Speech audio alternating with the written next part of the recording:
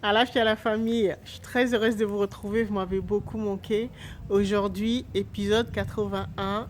Comme convenu, nous allons attaquer l'élément eau, l'élément qui nous permet d'interpréter correctement les informations qui sont contenues dans notre champ informationnel, dans le champ quantique. D'accord? Alors, la famille, je suis sûre que vous avez déjà entendu cette phrase. Des conseils qui sont donnés par un grand sage qui dit ceci. Cherchez d'abord le royaume des cieux et tout le reste vous sera donné par-dessus.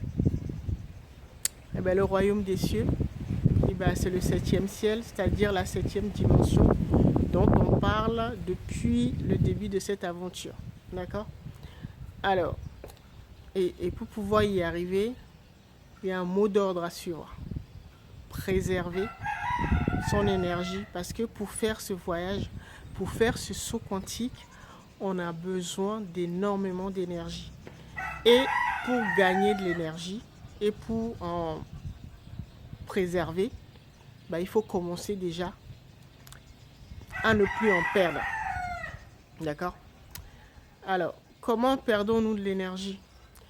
Eh bien, de plusieurs manières. Déjà, si nous n'avons pas pu guérir nos blessures du passé, parce que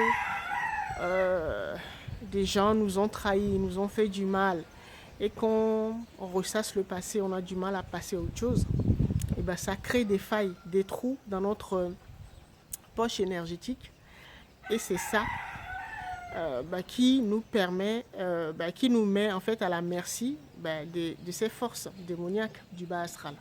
D'accord? Il faut déjà commencer par transcender tout cela. Il faut développer en fait un autre mindset. Se dire, ok, tu m'as fait du mal, et tu sais quoi? Je te pardonne. Et je me pardonne d'avoir été aussi naïf. Il faut arriver à ça.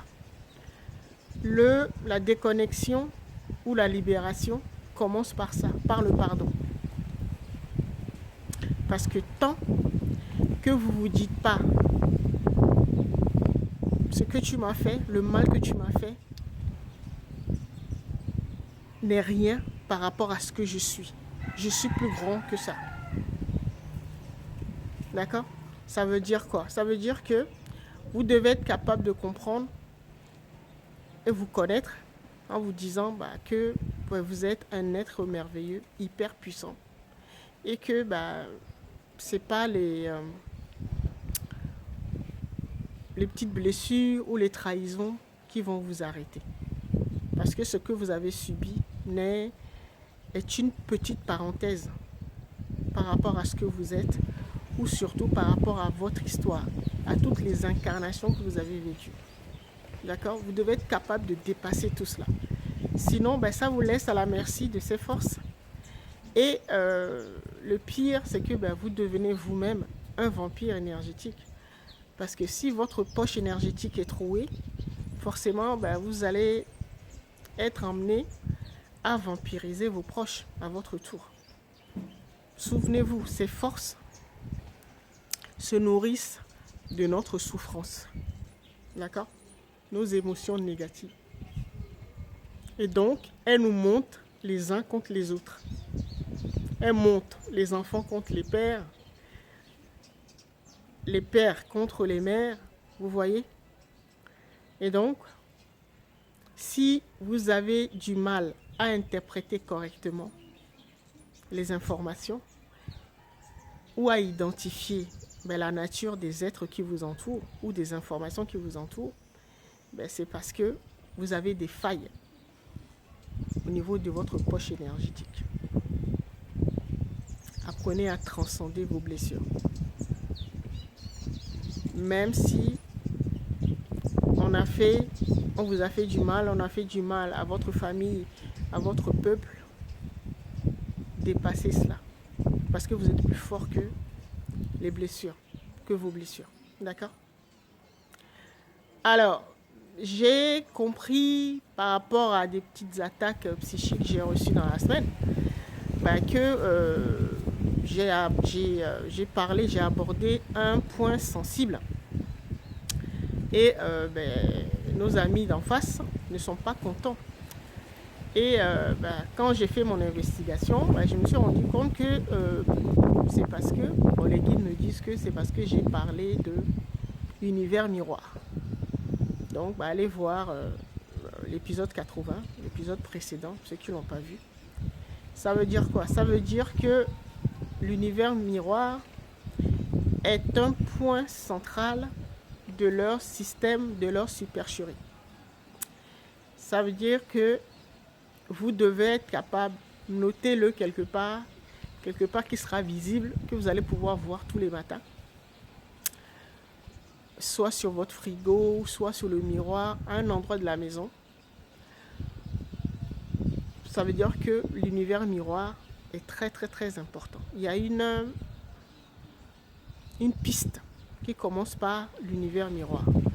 Tout simplement parce que avant notre incarnation, ces forces en fait nous miroitent une vie, la vie dans l'univers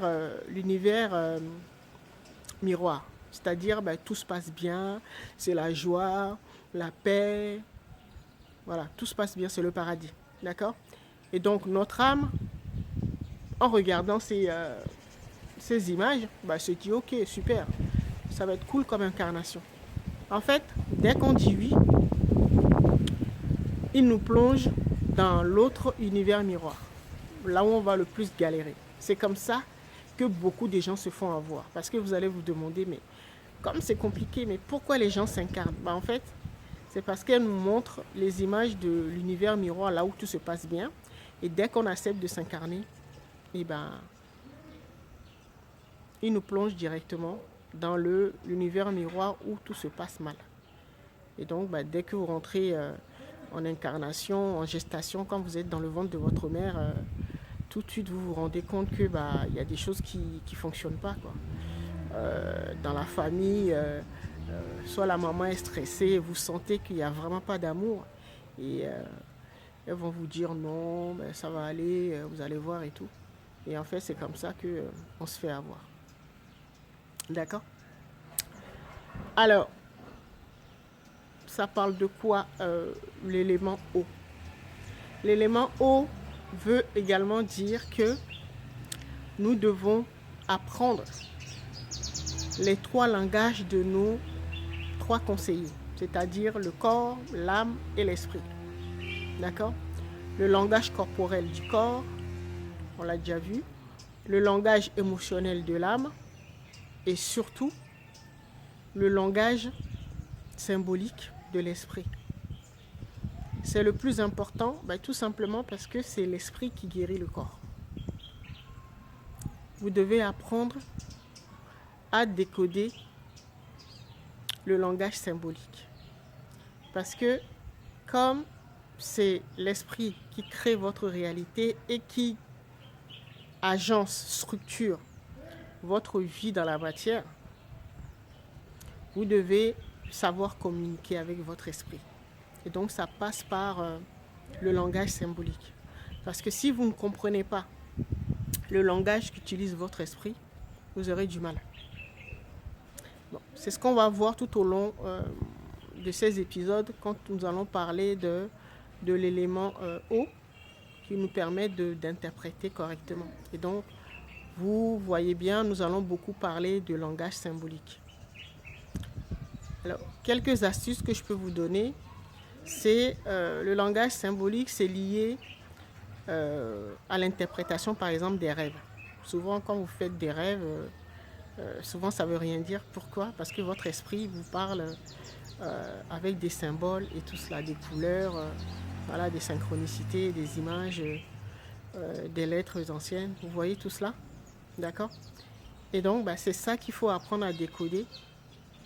Allez tout simplement sur les réseaux sociaux et tapez symbolique ou symbolisme de tel mot.